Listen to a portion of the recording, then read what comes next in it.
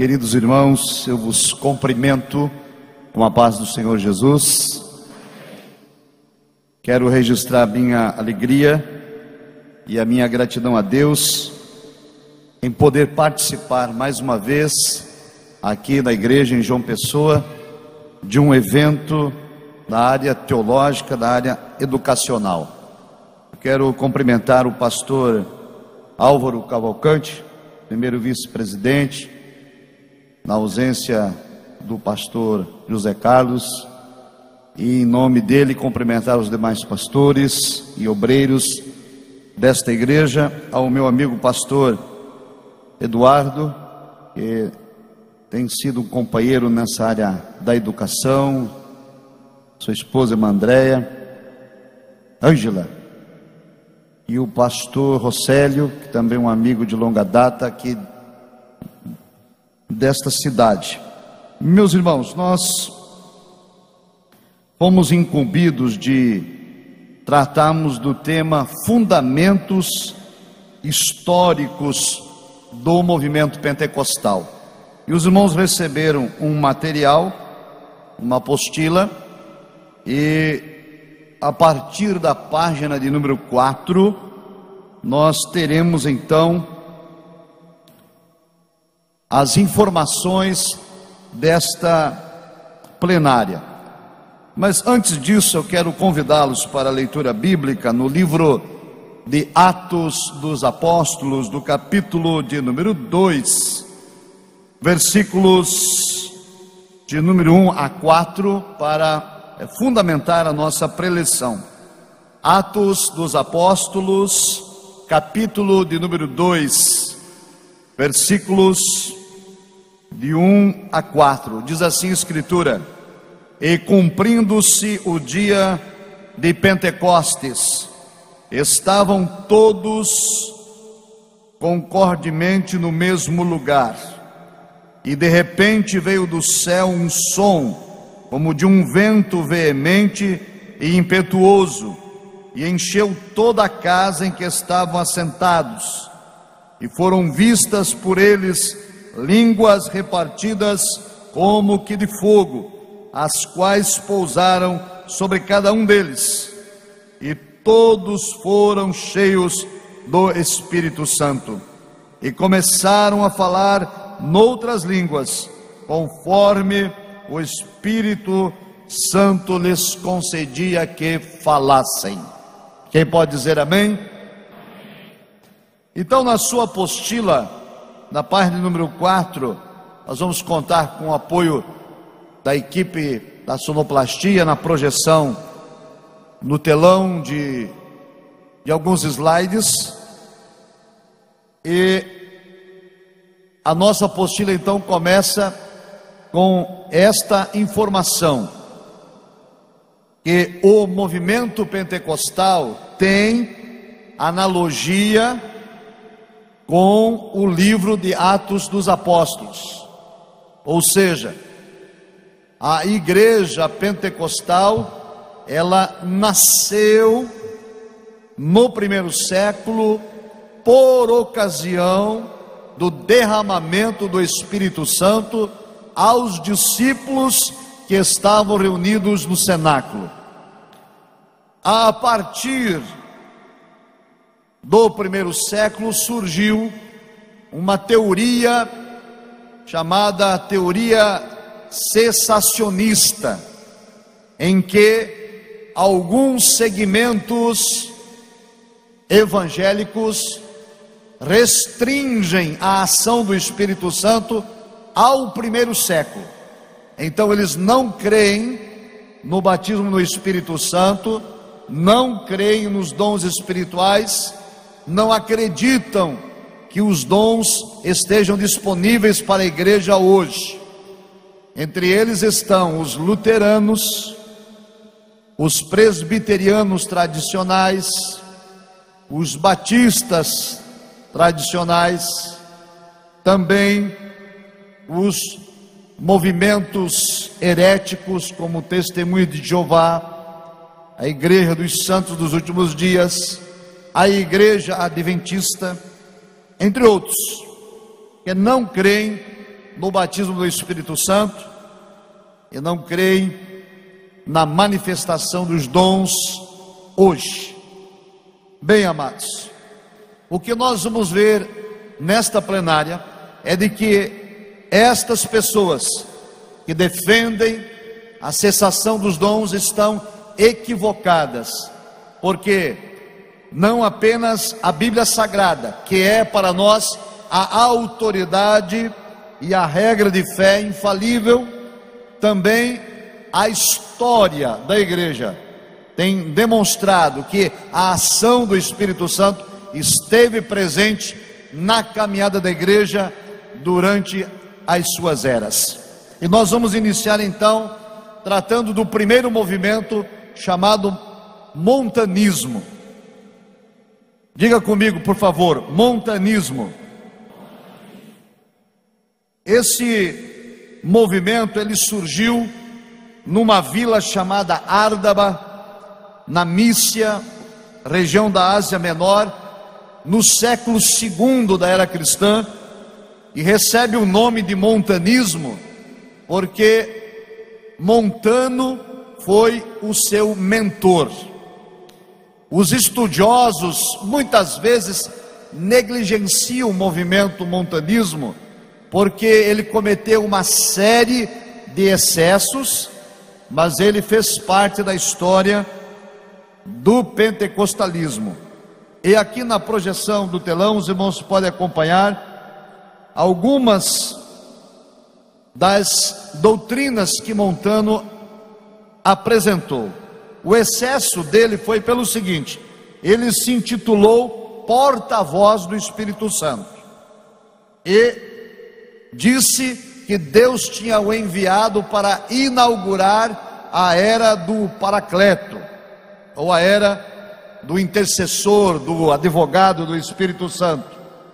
E baseado então em visões e profecias, Montano começou a pregar a necessidade da igreja santificar-se. Isso no segundo século, por volta do ano 170. Até aí, visões e profecias requerendo a santidade da igreja, não há problema algum. Ele continua, porém, ensinando, e ele prega o jejum como meio de afligir a alma e a abstinência sexual como meio de evitar a imoralidade. E ele também não está errado. Nesse ponto, Montano está correto. O problema de Montano, na verdade, foi que ele tomou uma postura radical contra os líderes da igreja. Ele ensinava os seguidores a não obedecerem à liderança da igreja, porque na opinião de Montano, a liderança da igreja estava morta espiritualmente. E a sua postura radical, então, levou a liderança da igreja à época censurar toda a manifestação espiritual, condenar toda a revelação profética e considerar que as manifestações espirituais não passavam de heresia. Montano tinha duas profetisas que andavam com ele e elas também cometeram excessos.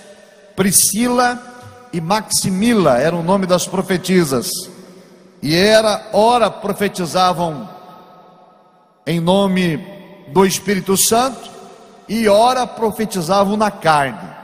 Não muito diferente dos nossos dias.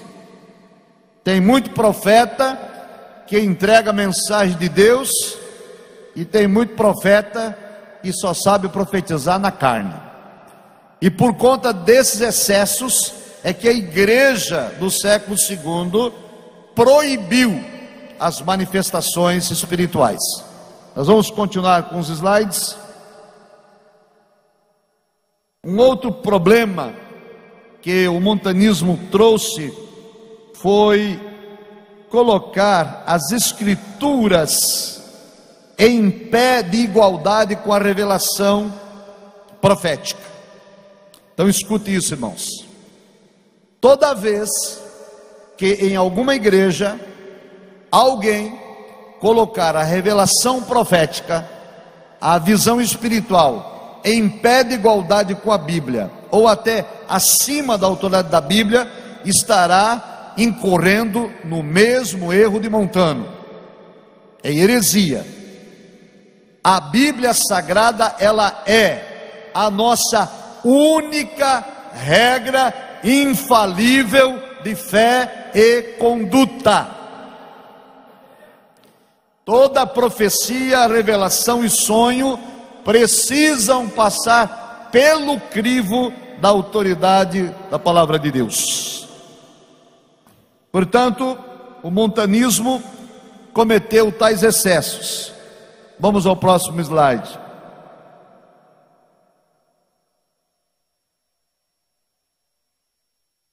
Mais tarde, nós vamos ter um movimento, num período pós-reforma, chamado de pietismo. O pietismo, irmãos, ele surge dentro da igreja luterana, lá na Alemanha, e o propósito do pietismo era continuar a reforma iniciada por Lutero e trazer a igreja evangélica de volta a todos os princípios bíblicos. Você tem essas informações na apostila, mas vamos acompanhar no telão. Então, o pietismo, ele é contrário à ortodoxia luterana, surge nos séculos 17 e 18, porque a igreja luterana tinha sistematizado a teologia e também sistematizado o culto, de modo que o culto se tornou racional, formal, engessado. E o pietismo discorda dessa postura. Também o pietismo vai pregar a transformação do homem de dentro para fora, uma transformação interior. O pastor alemão chamado Johann Hartnett, ele escreve um livro chamado Cristianismo Verdadeiro. E neste livro, Cristianismo Verdadeiro, ele convoca os cristãos da Alemanha a terem uma vida cristã prática, não uma vida teórica, mas uma vida real, não do discurso, não da teoria, mas de uma vida cristã prática. Desse modo, ele combateu o formalismo da igreja luterana, os dogmas que engessavam a liturgia do culto, e mais tarde, influenciado por este livro, Cristianismo Verdadeiro, o pastor Spener, em 1675, lançou um livro chamado Pia Desideria, que quer dizer desejos piedosos, e daí vem o nome pietismo, desejos piedosos. O que escreveu o pastor João Spener, Felipe Spener? Ele condenou a imoralidade na igreja, a luxúria e o mau testemunho. Queridos, nessa época a igreja luterana na Alemanha, os ministros, numa grande parte, eram bêbados, eram imorais e tinham um mau testemunho. E o pastor Spener começou a se levantar contra essa conduta de seus companheiros. Escreveu um livro, Pia Desideria, e começou a influenciar os cristãos na Alemanha. Ora, é evidente que isso levou a ser expulso, a ser excluído, a ser desligado da igreja pela liderança que gostaria de manter o seu status quo a qualquer custo. Nós temos mais informações sobre Pia Desideria no próximo slide. O primeiro marco do pietismo é um cristianismo de experiência. Veja só como o pietismo está muito ligado com o pentecostalismo. O pentecostalismo é uma teologia da experiência. Você tem que experimentar o novo nascimento. Você tem que experimentar o batismo com o Espírito Santo. E o pietismo dizia isso: é preciso experimentar. Não há salvação sem experiência. O segundo marco, o pietismo, ele era um cristianismo tolerante. Ou seja, o pietismo não está preocupado em ficar fazendo guerra com outras igrejas, ficar fazendo oposição a outras teologias. Vamos viver, dizia Spener, o evangelho revelado das Escrituras. Vamos cuidar da própria vida, porque a salvação é individual, e vamos deixar a vida dos outros para lá. O terceiro marco diz respeito ao cristianismo visível, que está aliado ao quarto marco, que é um cristianismo ativo. Então, duas coisas, olha só. No pietismo, eles diziam: o cristianismo tem que ser prático. E se ele é prático, ele é visível. As pessoas que estão no mundo precisam olhar para o cristão e ver no cristão alguma diferença. Amém? Lamentavelmente hoje nós às vezes descobrimos que alguém é cristão por acaso, porque não se percebe nele diferença nenhuma. O comportamento é igual ao do mundo, a fala e o vocabulário é igual ao do mundo, a maneira de se vestir é igual ao do mundo, o modo de fazer negócios e de fazer empreendimento é igualzinho ao do mundo. Então não há diferença. O pietismo diz que o cristianismo tem que ser visível, e também o cristianismo tem que ser ativo. Foi o pietismo que despertou a igreja protestante a evangelizar, a fazer obra missionária, a abrir trabalhos. Foi a partir do pietismo que aconteceu isso. E veja só, nós os pentecostais temos herança no pietismo e também no montanismo, porque a santidade pregada no montanismo é a mesma santidade pregada no pentecostalismo. A santidade pregada do pietismo é a mesma também do pentecostalismo. Vamos continuar. Mas temos um outro movimento chamado puritanismo. Pastor Eduardo acabou de citar aqui um livro sobre o puritanismo. Qual é a proposta do puritanismo? Purificar a igreja anglicana na Inglaterra. Então olha só, Montano quis purificar a igreja lá na Ásia, cometeu excessos, foi considerado herege. Philip Spener quis purificar a igreja na Alemanha com pietismo, apesar de não ter cometido excesso algum, foi excluído também da igreja luterana.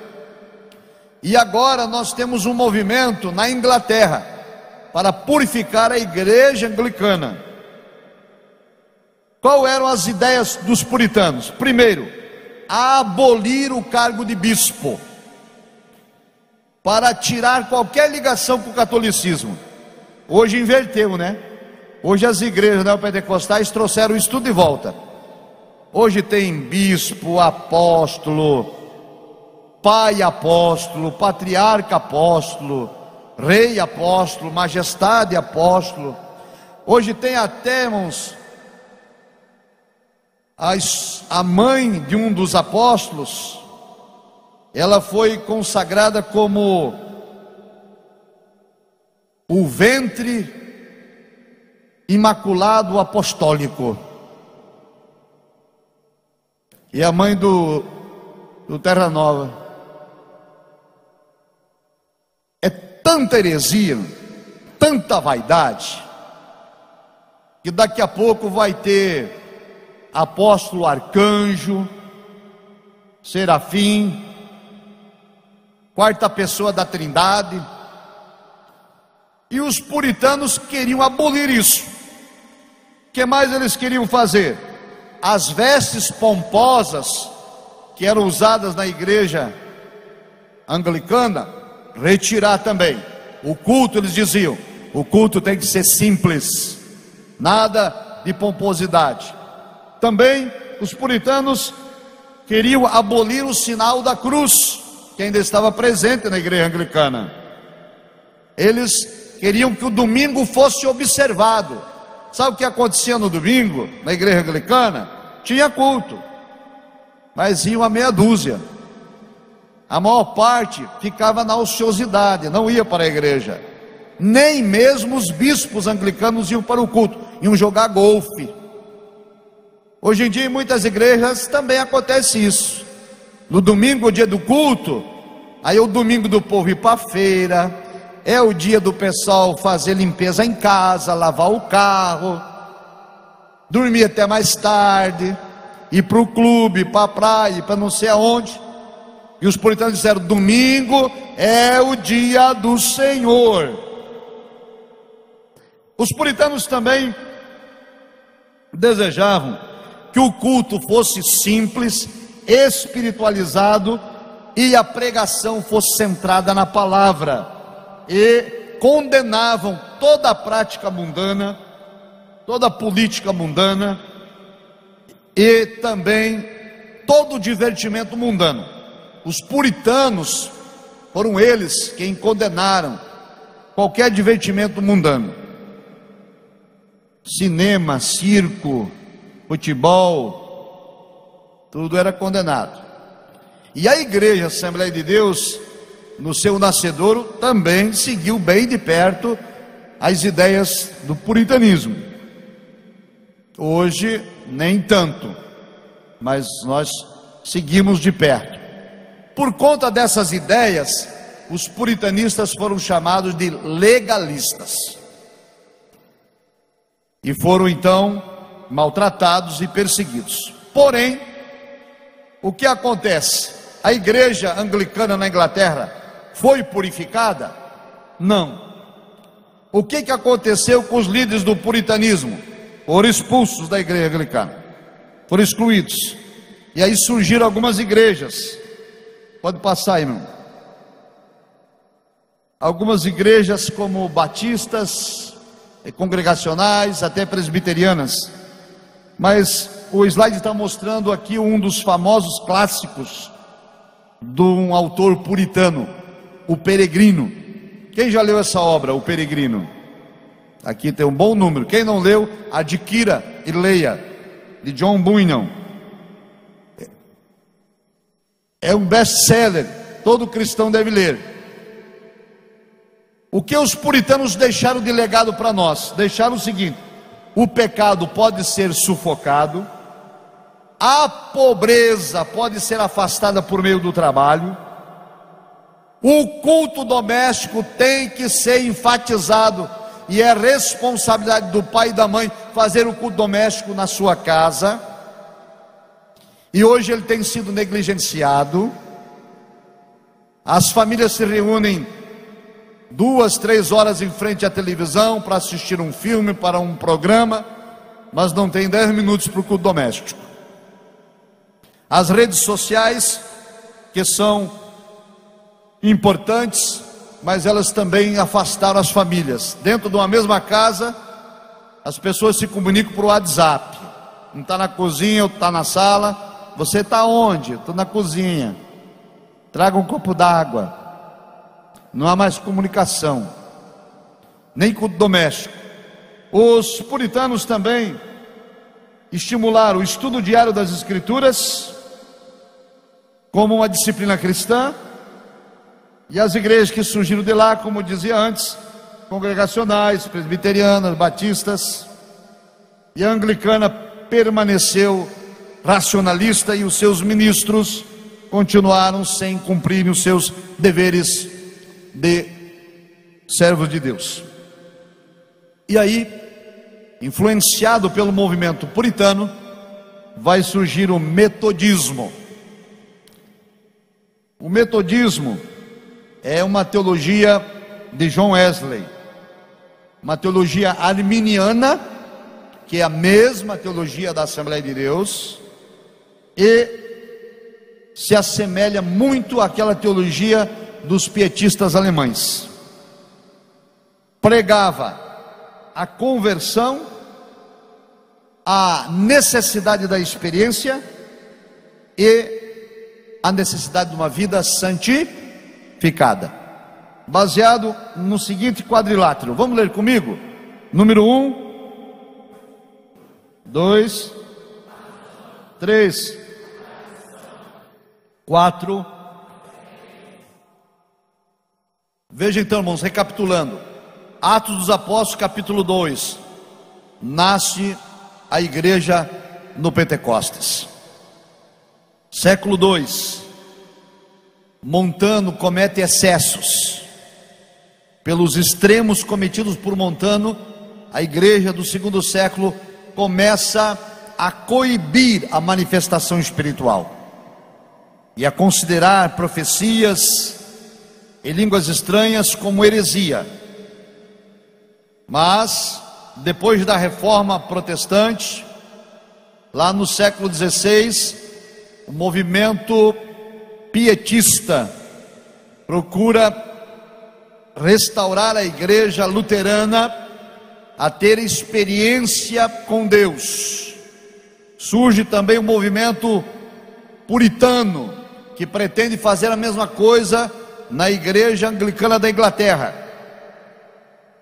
E nesse período é influenciado John Wesley, que também está na Inglaterra, e dá início a um movimento chamado metodismo.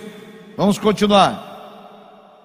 Para o metodismo, a Escritura era a autoridade suprema, sendo que a razão, a tradição e a experiência deviam passar pelo crivo das Escrituras. Esse é o mesmo princípio pentecostal. Tudo passa pelo crivo das Escrituras, nada pode ficar fora do crivo da palavra de Deus. Quando os púlpitos das igrejas anglicanas foram negados aos metodistas, a John Wesley e os seus companheiros, então eles foram pregar ao ar livre, passaram a ser perseguidos pela igreja oficial, e os cultos ao ar livre passaram a ser considerados uma extravagância. Foi o metodismo de John Wesley que criou o culto ao ar livre. Foi John Wesley que começou as primeiras cruzadas evangelísticas, porque ele não podia pregar na igreja, então pregava na praça pública.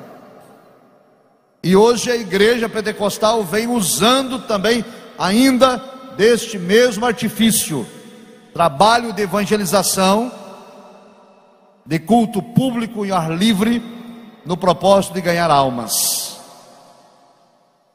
Nesse período, irmãos, John Wesley começou a ensinar sobre a existência de uma segunda obra, ou de uma segunda obra da graça, que era resultado da salvação. E ele entendia como segunda obra uma vida santificada, uma vida de santidade. Mas a ideia de Wesley da santificação foi aperfeiçoada pelo teólogo do metodismo, chamado John Flatter. O teólogo metodista John Flatter foi o primeiro a chamar esta segunda obra, ou esta segunda graça, de batismo no Espírito Santo, porque por meio do batismo do Espírito Santo, o crente recebe revestimento de poder para ter uma vida de maior santidade e comunhão com o Pai. E então, esse ensino enfatizava mudança espiritual ocasionada pelo novo nascimento. Nesse período as pessoas iam à igreja, frequentavam a igreja, mas o comportamento delas era igual ao comportamento do mundo. Eles eram cristãos nominais, e o metodismo vai requerer um cristianismo verdadeiro, tal qual o pietismo desejou. Embora o movimento metodista tenha começado na Inglaterra, o movimento puritano e o movimento metodista tiveram maior impacto na América do Norte e a partir daí no restante do mundo. Tanto os puritanos quanto os metodistas desejaram reavivar a igreja anglicana. Edwards e Wesley estiveram comprometidos com a ortodoxia cristã e resistiram ao racionalismo anglicano, ou seja, aquele culto formatado, engessado, que o Espírito Santo não tem liberdade, que não tem espontaneidade. Esse culto foi, por esses teólogos, por esses homens de Deus, rechaçado, e eles desejavam que o Espírito Santo de Deus conduzisse a adoração na liturgia da igreja. Continuando, os principais legados foram os seguintes: primeiro, o cristianismo evangélico contemporâneo nos Estados Unidos e os movimentos pentecostais se originaram dele. Segundo, o legado deixado por Wesley ao evangelicalismo contemporâneo e à ortodoxia ardente. A experiência transformadora com Deus é o que torna uma pessoa verdadeiramente cristã. Isso é importante, irmãos, na ortodoxia, do metodismo, do puritanismo e pietismo. É preciso experimentar o novo nascimento. Um dia, Jesus foi procurado por Nicodemos, e Nicodemos queria saber o que deveria fazer para herdar a vida eterna, e Jesus disse a ele exatamente isso: é necessário nascer de novo. E a igreja tinha perdido esta essência do novo nascimento. Continuemos aqui. Então, o movimento, desde o montanismo, pietismo, puritanismo e metodismo, são considerados os precursores do moderno pentecostalismo. Então, recapitulando: montanismo lá na Ásia, século II, depois pietismo, puritanismo e metodismo. Os avivamentos do século XVII, início do século XVIII, despertaram os cristãos a buscarem uma dimensão espiritual. Essa segunda obra da graça, posterior à conversão, libertaria os crentes de sua natureza moral imperfeita, que os teria induzido ao comportamento pecaminoso. Por favor, pode passar esse slide. Charles Finney vai ser um pregador itinerante nesse movimento metodista. Ele começa a pregar a vida de santidade e o batismo com o Espírito Santo. E ele começa a usar métodos inovadores. Escute isso, irmãos. Charles Finney é que vai usar o que nós hoje fazemos constantemente: distribuir folhetos. Charles Finney começa a distribuir folhetos com mensagem evangelística, com dias e horário de culto. E Charles Finney também vai inaugurar a oração nominal. Quem tem o pedido de oração? Fulano, seu nome. Aqui o irmão José de Alencar pede oração por uma enfermidade. É Charles Finney quem faz isso. Nós não fazemos isso o culto todo, os pentecostais. Foi Charles Finney quem inaugurou isso. Sabe o que foi mais que Charles Finney inaugurou? Gabinete pastoral. Ou antes do culto ou depois do culto. Reunia as pessoas que iam para o culto e precisavam de aconselhamento, precisavam de orientação, precisavam tirar dúvidas.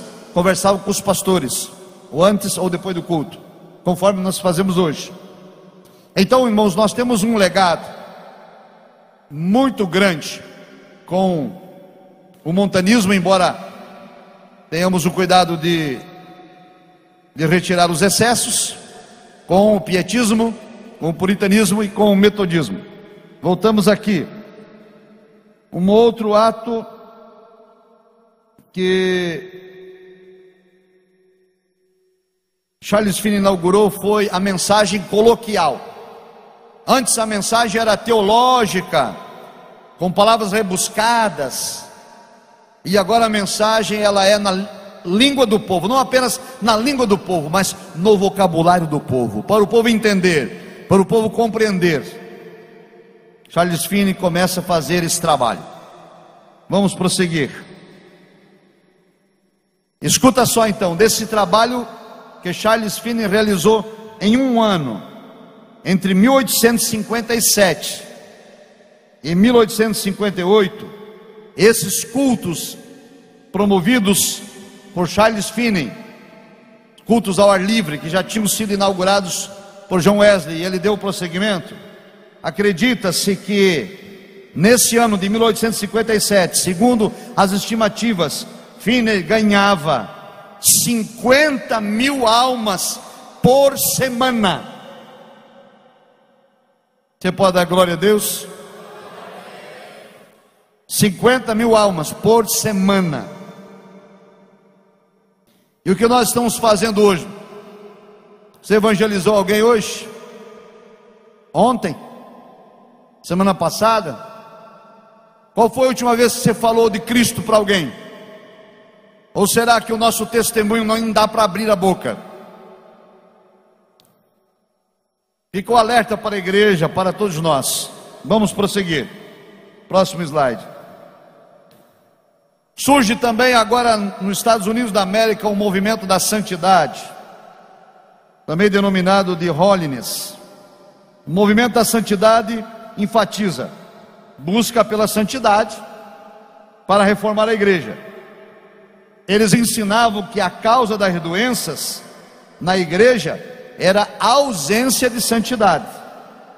Por isso insistiam na necessidade de uma vida consagrada e afastada do pecado, e passaram então a pregar que a vida deve ser orientada pelo Espírito Santo. A mensagem primária do movimento da santidade era duplo: santifica a tua vida e recebe cura divina. E o quadrilátero pentecostal assembleano, Jesus salva, Jesus cura, Jesus batiza com o Espírito Santo, em breve voltará, é a construção de todos os elementos que juntam os movimentos do pietismo, do puritanismo, do metodismo, do momento de santidade. Porque o que dizia o pietismo? É necessário experimentar o novo nascimento. Então a Assembleia de Deus diz: Jesus salva. O movimento de santidade dizia: a cura divina é possível. Se consagrar e santificar a vida, Deus pode operar milagre. E nós temos também na nossa declaração de fé esta premissa: Jesus cura. E vamos continuar, daqui a pouco vamos aos outros pontos. A vida controlada, guiada pelo Espírito Santo, passou a ser doutrina central das igrejas independentes. É claro que esse ensino provocou alguns desvios, surgiram excessos, ao ponto de alguns grupos rejeitarem a autoridade eclesiástica, as ordenanças da igreja, e alguns rejeitarem até a Bíblia. Todo o fanatismo é prejudicial, todo extremismo é perigoso.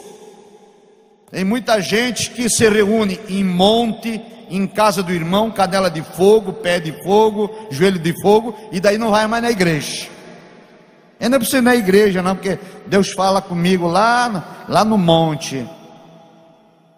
Isso tudo é extremismo, é excesso, é fanatismo, erro, que conduz quase sempre à heresia. Houveram excessos, lamentavelmente. No entanto, a distorção foi vencida pelos próprios excessos. Por outro lado, a experiência demonstrou o potencial do dom espiritual. A emoção, a liderança sobre o espírito, fatores inerentes ao surgimento do pentecostalismo anos depois. Vamos ao próximo slide. O movimento norte-americano pentecostal ficou em ascensão até o século XIX. Esse movimento, irmãos, da santidade, também foi conhecido depois como movimento de fogo, batismo com fogo. No movimento de santidade, no movimento Holiness, surgiram muitas cruzadas, chamadas cruzadas de fogo. Nesse período, por exemplo, Moody é batizado com o Espírito Santo, e obras começam a ser escritas sobre o batismo do Espírito Santo. Experiências do batismo do Espírito Santo vai acontecer em vários lugares nas igrejas norte-americanas.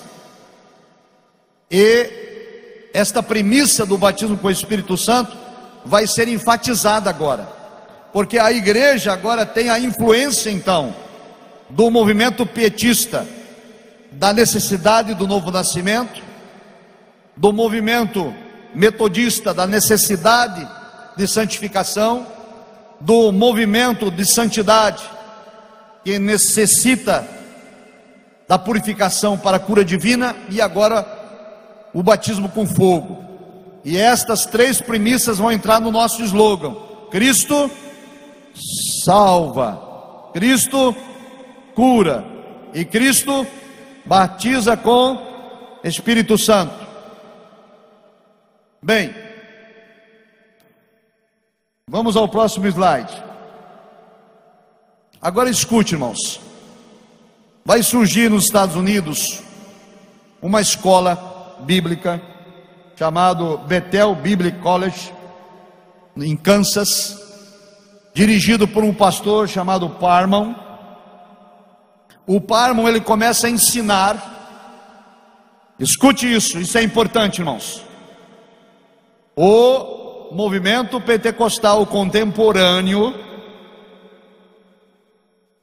ele nasce dentro do seminário bíblico. E muita gente é contrária ao seminário bíblico. A reforma protestante começou dentro do seminário bíblico, com um professor de teologia, Martinho Lutero. Foi lá na sala de aula, discutindo com os alunos, que deu início às suas teses.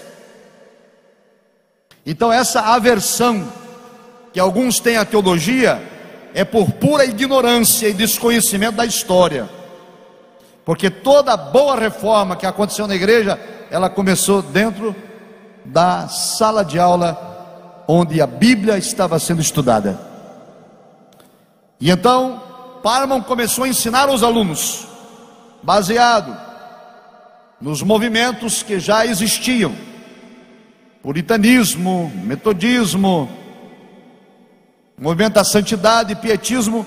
Ele começou a ensinar que Jesus salva, cura e batiza com o Espírito Santo. Mas Parman não era batizado, nem ele nem seus alunos. E no ano 1900, no dia 31 de dezembro, na virada do século, eles fizeram um culto de vigília na escola bíblica.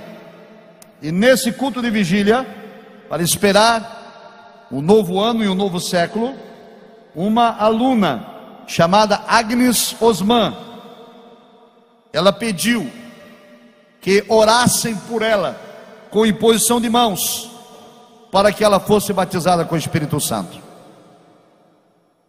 O próximo slide.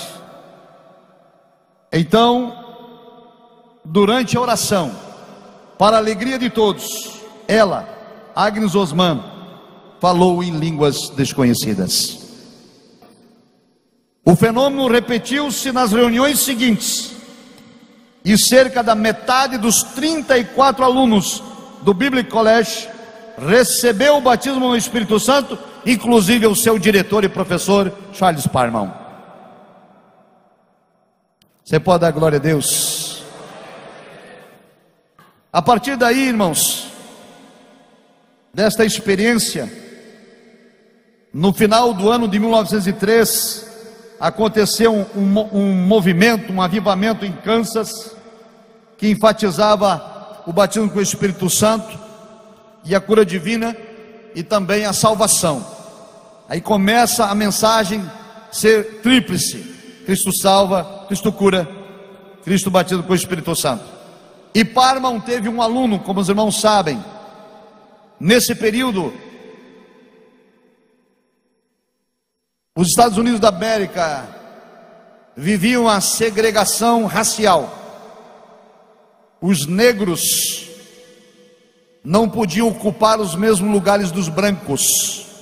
Tinha banheiro para branco e banheiro para negro, ônibus para branco e ônibus para negro, igrejas para brancos e igreja para negros, colégio para brancos e colégio para negros. E lá no Biblical College, os alunos eram brancos e o professor e diretor Parham era branco. E apareceu então um negro, filho de escravos, cego de um olho, e queria assistir aula. E Parham disse: não pode, porque você é negro. Ele disse: eu posso assistir do lado de fora? Pode, se você não entrar na sala. E Joseph Simon estudou do lado de fora da janela, em pé, se equilibrando com suas anotações. Mas lá do lado de fora ele ouviu o professor ensinar que Jesus batiza com o Espírito Santo. E ele anotou.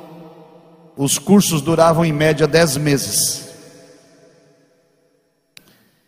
E depois desse período, Deus vai levantar este negro, caolho,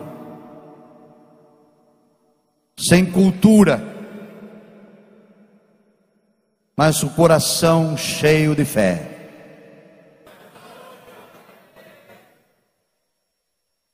Munido do conhecimento bíblico. Olha só, ele recebeu conhecimento bíblico e teológico no seminário, do lado de fora. Parece que as coisas são assim, né? Quanto mais difícil é, mais valor a pessoa dá. Se entrega de mão beijada. Hoje é tanta facilidade para assistir aula, fazer teologia, o povo não quer. Mas Simon, ele se colocou numa posição de humilhação, de constrangimento. Eu às vezes fico pensando o que passava na mente e no coração daquele homem, porque houve noites que choveu, e houve noites que era frio, e houve noites que ele não tinha o que comer, mas ele estava lá, aprendendo.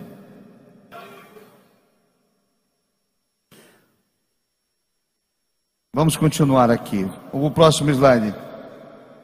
O principal líder então foi esse pastor Joseph Simon, que foi aluno da escola bíblica liderada por Charles Parham, aluno do lado de fora, né? Ao experimentar o batismo no Espírito Santo, Simon alugou um salão na rua Azusa, em Los Angeles, para a pregação pentecostal. Em abril de 1906, o grupo liderado por Simon alugou um rústico edifício de madeira no número 312 da rua Azusa, no centro de Los Angeles. Esse prédio havia abrigado uma igreja metodista negra e posteriormente fora usada como cortiço e estábulo. Os cultos lá na rua Azusa, presididos por Simon, incluíam de 3 ou 4 sermões que eram ministrados por ele, que era o principal pregador, ou seus cooperadores. o movimento lá na Rua Azusa começou a ser chamado de Missão da Fé Apostólica.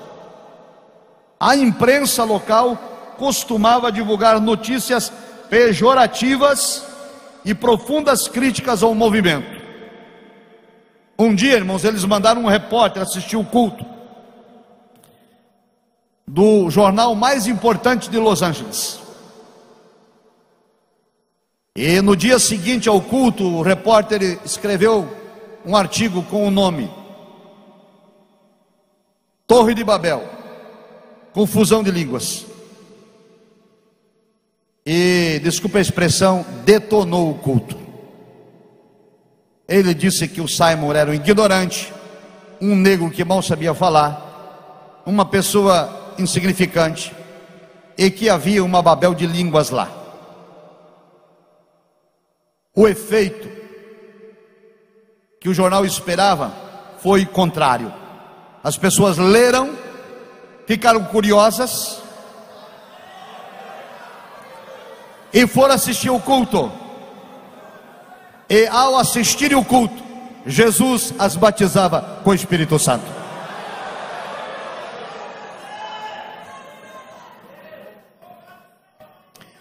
As igrejas tradicionais começaram a perder membros que iam para lá, recebiam o Espírito Santo e lá ficavam. Alguns pastores dessas igrejas foram também assistir o culto para ver o que acontecia, e muitos deles ficaram lá também. Também foram batizados com o Espírito Santo. Então, o pentecostalismo contemporâneo, que se expandiu pelo mundo, tem sua origem na Rua Azusa, apesar de, historicamente, acontecerem também focos de despertamento pentecostal em outros lugares, como por exemplo na Suécia e alguns outros lugares. Nós vamos ver isso aqui. Vamos ver meu tempo. As multidões lotavam o salão de cultos, experimentavam o batismo com o Espírito Santo, e a mensagem ali ouvida era transmitida para outros lugares do país e o resto do mundo. Agora escute isso aqui. Tinha igreja para negro e igreja para branco, mas não lá na Missão da Fé Apostólica. Lá naquela igreja, brancos e negros cultuavam a Deus juntos. Brancos e negros choravam juntos. Brancos e negros se abraçavam. Brancos e negros pulavam e saltitavam no Espírito.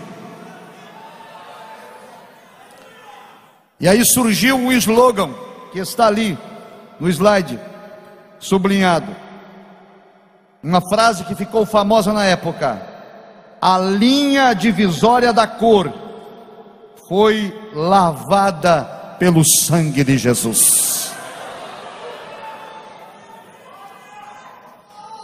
Que coisa maravilhosa, né, irmãos? A obra do Espírito Santo.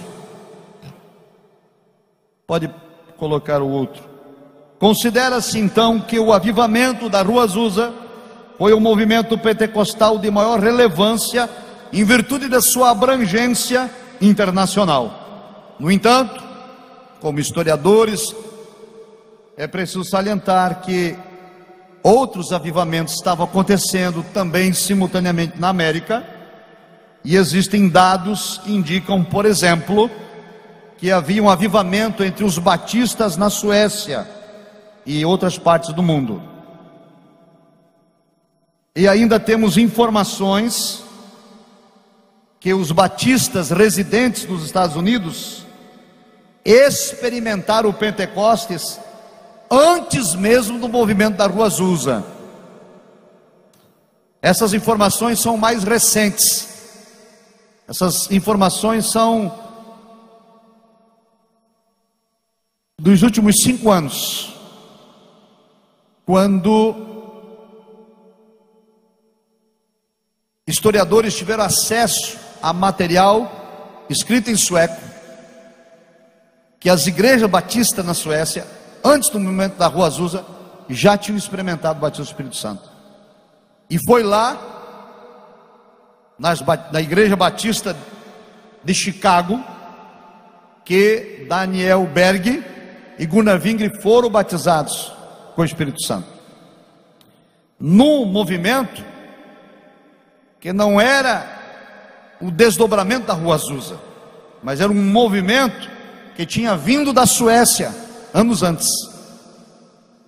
De qualquer modo, Gunnar Wingre e Daniel Berg tiveram conhecimento do movimento da Rua Azusa, se inteiraram das doutrinas, de maneira que o movimento da Rua Azusa chamava-se Missão da Fé Apostólica.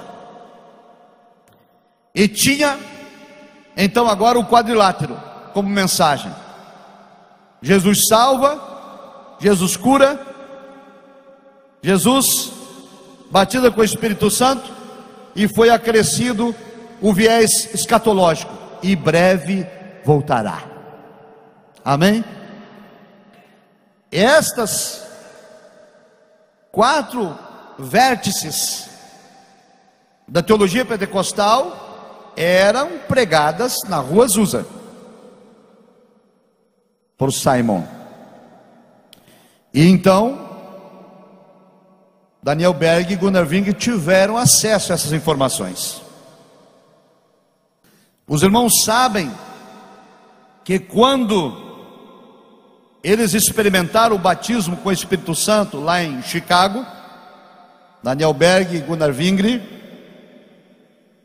e vieram ao Brasil e aqui desembarcaram em novembro de 1910, ao chegarem na Igreja Batista, e aqui um detalhe importante: Gunnar Wingre, pioneiro e fundador das Assembleias de Deus, era bacharel em teologia, estudou 4 anos no Seminário Teológico Batista de Chicago e se formou com o TCC, com o título O Tabernáculo e Suas Aplicações. A Assembleia de Deus, a CPAD, recebeu do Seminário de Chicago, que ainda existe, uma cópia do TCC de Gunnar Wingre e publicou um livro que está aí disponível na CPAD para quem quiser comprar. Vale a pena. O TCC do nosso pioneiro. E, embora teólogo, ou apesar de ser teólogo, ou exatamente por ser teólogo, ele acreditava na inerrância e na infabilidade da palavra de Deus.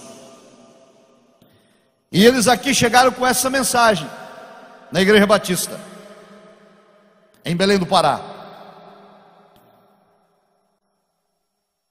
Aconteceu que 6 meses depois que eles estavam aqui no Brasil, escute, depois de 6 meses pregando Jesus salva, Jesus cura, Jesus batiza e breve voltará, nada tinha acontecido. Ninguém ainda tinha sido batizado com o Espírito Santo. Eles pregavam, mas houve uma noite então que eles foram um culto no lar. Na casa da irmã Celina Albuquerque. Ela era professora da escola dominical da Igreja Batista e estava afastada da função por uma doença incurável. Ela tinha um tumor nos lábios, um tumor maligno, e ela estava enferma, definhando, e os missionários Gunnar Wingre e Daniel Berg foram na casa dela fazer um culto. Eles mal sabiam o português, faziam 6 meses que estavam no Brasil, e ao final da mensagem eles disseram a ela: a irmã crê que Jesus cura ainda hoje? Ela disse: eu creio. Então eles impuseram as mãos sobre ela e intercederam, e ao término da oração o Senhor operou um milagre instantâneo e sobrenatural. o tumor havia desaparecido. E a mensagem daquela noite daqueles missionários tinha sido esta: Cristo salva, Cristo cura e batiza com o Espírito Santo. E ela disse: eu já sou salva, estou curada e agora quero o Espírito Santo. E ela sentou no coração: eu não vou sair de casa enquanto eu não for batizada. Vou fazer igual o missionário tinha pregado daquela noite. Olha, a igreja, os discípulos 120 ficaram reunidos no cenáculo até serem batizados. E ela disse: eu também não saio de casa até ser batizada. E ela tinha uma amiga, uma irmã, companheira chamada Maria Nazaré, que ficou com ela em oração. Numa quinta-feira pela madrugada, enquanto elas oravam, Jesus batizou Celina Albuquerque com o Espírito Santo. A notícia correu na pequena igreja batista em Belém: Celina Albuquerque está curada e está falando línguas estranhas. Correu um alvoroço no meio do povo, e no domingo pela manhã, depois de muito tempo afastada da escola dominical pela doença, Celina Albuquerque se apresentou na igreja batista em Belém com a sua Bíblia e com a revista da escola dominical, para reassumir a sua função de professora, curada e batizada no Espírito Santo. Mas o seu pastor estava esperando ela na porta. Ele disse: aqui você não entra. Você aderiu à heresia dos missionários. Ela disse: pastor, eu experimentei, é verdade, está na Bíblia, e eu experimentei. Mas não teve conversa.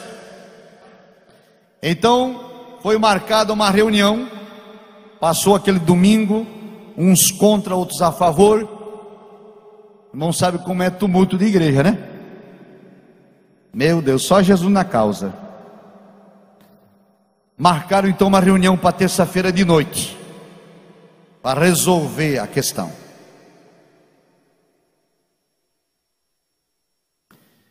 E naquela reunião, quem desejar pode ler o Diário do Pioneiro de Gunnar Wingre. Ele relata detalhes daquela reunião. Ou se os irmãos quiserem ler uma obra que eu escrevi, chamado História das Assembleias de Deus, o grande movimento pentecostal do Brasil, eu também relato lá os detalhes desta reunião, quem falou, quem disse o que, como que foi a votação, o que foi que aconteceu, que dia que era, que horário que terminou, todos os detalhes. E por fim, o pastor botou em votação, a igreja batista, né? O governo é o congregacional, é no voto, colocou em votação. Quem concorda com a doutrina do pentecostalismo, fica de pé. 20 irmãos dos 34 membros ficaram de pé. Ele disse: muito bem, estão excluídos. A minoria excluiu a maioria. Aqueles irmãos foram excluídos naquela noite com os missionários. Do lado de fora, então, na rua da igreja, os missionários agora não tinham mais para onde ir, porque eles moravam no porão que pertencia à igreja. E eles lá na rua agora preocupados, vão dormir aonde? Vamos fazer o que de nossa vida? A irmã Celina Albuquerque disse: Jesus me curou, Jesus me batizou com o Espírito Santo, e a partir de hoje a minha casa é a casa do Senhor.